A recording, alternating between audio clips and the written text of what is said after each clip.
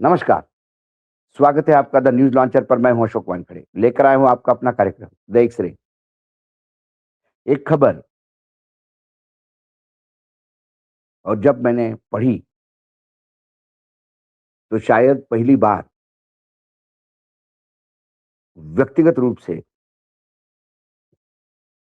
चुनाव आयोग के मुख्य आयुक्त गैनेश कुमार को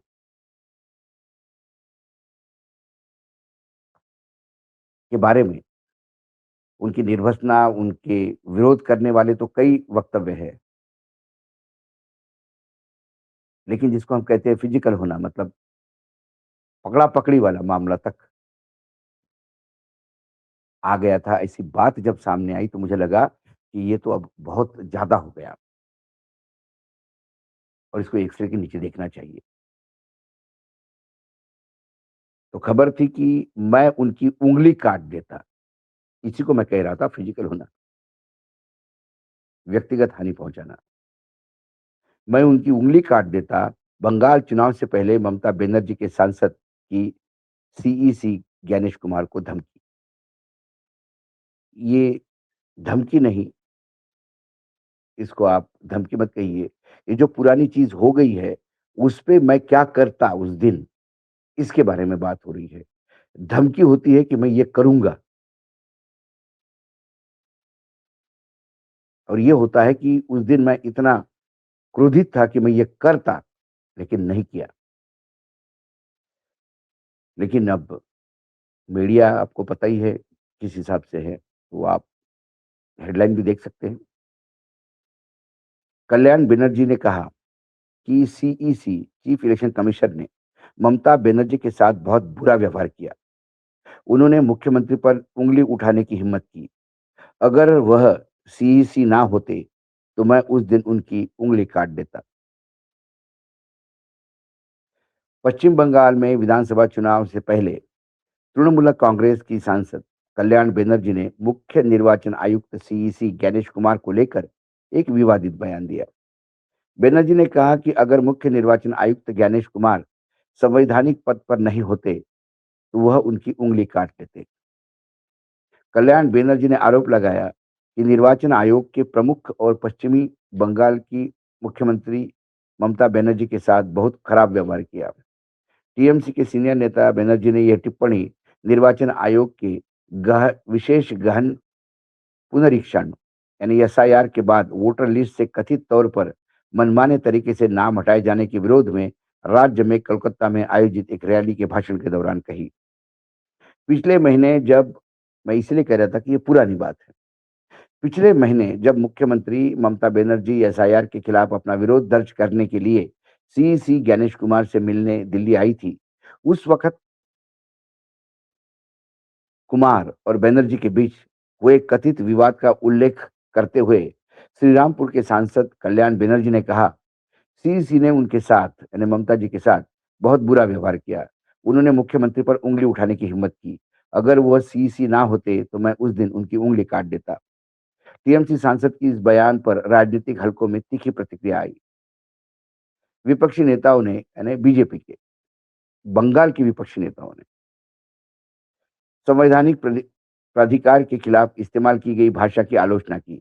बीजेपी के नेता शुभेंदु अधिकारी ने कहा, यह टिप्पणी तृणमूल कांग्रेस की मानसिकता को दर्शाता है, जिसे लोकतंत्र या संवैधानिक संस्थाओं का कोई सम्मान नहीं। पश्चिम बंगाल में विधानसभा चुनाव से पहले राज्य में मतदाता सूचियों का हालिया पुनरीक्षण यानी एसआईआर को लेकर कल्याण बनर्जी निर्वाचन आयोग के सबसे प्रमुख आलोचकों में से एक रहे हैं। 1 मार्च को तृणमूल कांग्रेस नेता ने वोटर लिस्ट के एसआईआर से जुड़े मामले के निपटारे में हो रही देरी पर चिंता जताई थी। दावा किया था कि सुप्रीम कोर्ट के निर्देशों के बावजूद लाखों मामले लंबित है। निर्वाचन आयोग द्वारा एसआईआर के बाद मतदाता सूची प्रकाशित होने के कुछ दिन बाद टीएमसी ने इस विरोध प्रदर्शन से राजनीतिक तनाव को और बढ़ा दिया।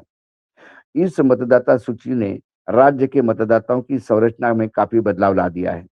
बीती 28 फरवरी को जारी आधिकारिक आंकड़े के अनुसार पिछले साल नवंबर में एसआईआर प्रक्रिया शुरू होने के बाद से लगभग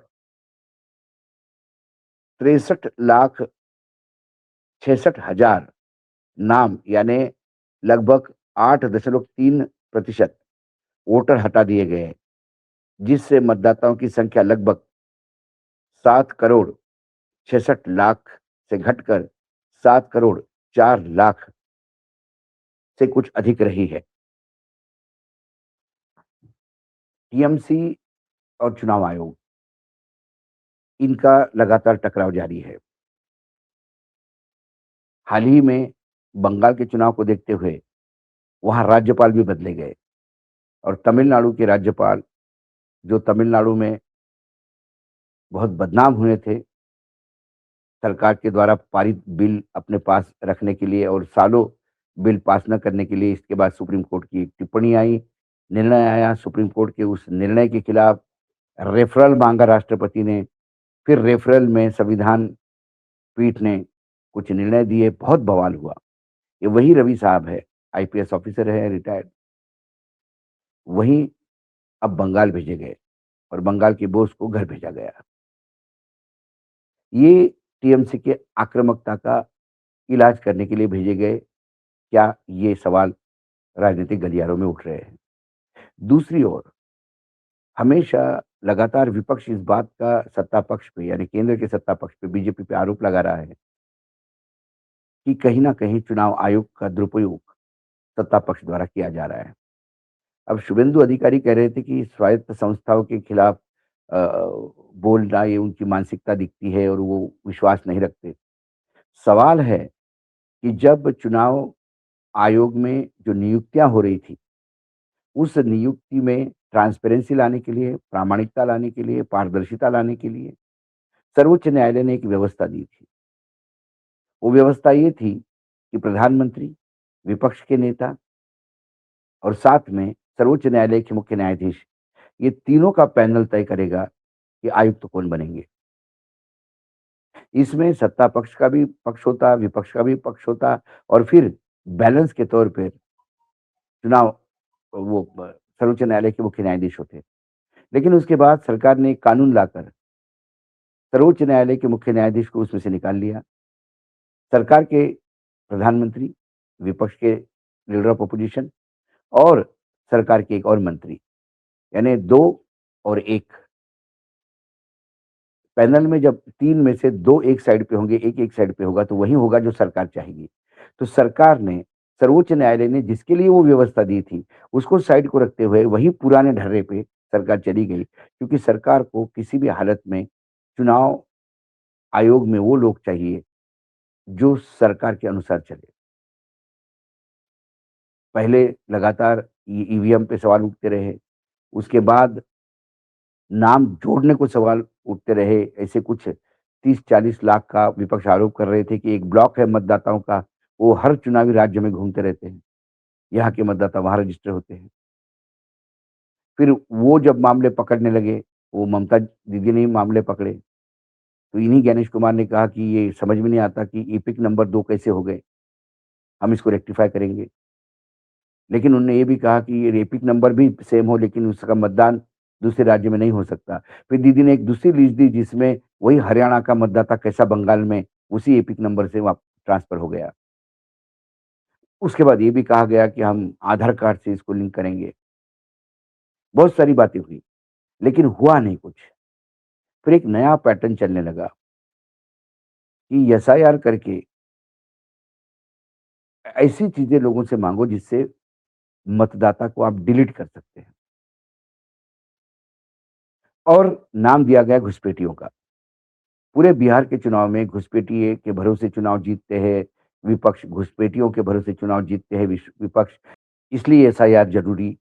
लेकिन दूसरी तरफ विपक्ष पूरी ताकत से मतदान अधिकार के नाम से रैलियाँ निकालता रहा, मतदाताओं को जागरूक करता रहा। लेकिन जब अंत में जो लिस्ट आई, उसमें नाम कटे, वो आज भी बिहार की कंट्रोवर्सी अपनी जगह बनी हुई है, लेकिन एक भी घुसपैठिया नहीं मिला। अब बंगाल में लगातार आरोप लग रहे हैं कि घुसपैठिए हैं इसलिए एसआईआर नहीं होने दे रहे, घुसपैठिया हो रहे हैं। लेकिन जो नाम काटे जा रहे हैं, वो नाम सिस्टमैटिकली एक राजनीतिक दल के काटे जा रहे हैं, ऐसे टीएमसी का आरोप है। यदि आपके मतदाता ही आपके साथ उनका लिस्ट में नाम ना हो, तो फिर क्या हो सकता है? अब ये 60 लाख जो मतदाता करीब-करीब जो डिलीट हुए हैं, सूची में नहीं है। हाल ही में नितिन नवीन जो अध्यक्ष है राष्ट्रीय बीजेपी के, वो बंगाल में जाके कह रहे थे कि यहाँ 60 लाख घुसपैठिए हैं। सवाल ये है कि यदि एसआईआर के बाद ये 60 लाख घुसपैठिए है, तो फिर केंद्र क्या कर रहा है? घुसपैठियों को उनके देश में भेजना ये केंद्र का काम है, राज्य का नहीं। राज्य आपको साथ ही दे सकता है। पूरी बॉर्डर सील है। बॉर्डर्स का कंट्रोल केंद्र के पास है पिछले 11 साल से। फिर घुसपैठिए कैसे आए? कई सवाल है जो चुनाव आयोग की एसआईआर को लेकर हैं। और बंगाल में तो एसआईआर के लिए दूसरे राज्यों से न्यायिक अधिकारी तक भेजने की बात हो रही थी। लेकिन फिर चुनाव आयोग के साथ हमेशा सर्वोच्च न्यायालय कहीं न कहीं आए-बाएँ खड़ा होता दिखाई देता है और फिर एसआईआर पे सवाल बने रहते हैं। लेकिन कल्याण बनर्जी का गुस्सा और कल्याण बनर्जी ने कहा कि ये संवैधानिक पद पे बैठा हुआ व्यक्ति नहीं होता, तो मेरे नेता के खिलाफ उठने वाली उँगली मैं तोड़ देता, काट लेता। भले ही उन्होंने गुस्से में कहा, भले ही उन्होंने पुराने बात का ज़िक्र करते हुए सामने बात रखी, भले ही वो धमकी ना हो, लेकिन मैं क्या कर गुज़रता इसके बारे में उन्होंने कहा हो। लेकिन पहली बार ज्ञानेश कुमार को व्यक्तिगत हानि पहुँचाने वाली बात पहली बार हुई है। एक सिरे से जब मैं इसको देखता हूँ तो मुझे ये चीज़ें अति उसे मैं उग्रवाद तो नहीं कह सकता, लेकिन अब जब सर पे पानी जाता है तो फिर लोग हिंसक भी उठते हैं। क्या चुनाव आयोग के खिलाफ इतना अब क्रोध लोगों के बीच में है, कि वो हिंसक होने के बारे में भी उनके मन में विचार आते हैं। ये बात छोटी नहीं है, ये शुरुआत ऐसी ही होती है। आज एक सिरे में इतना ही, कल फिर आता हूँ किसी विषय के साथ, तब तक के लिए नमस्कार, देखते रहिएगा न्यूज़ लॉन्चर।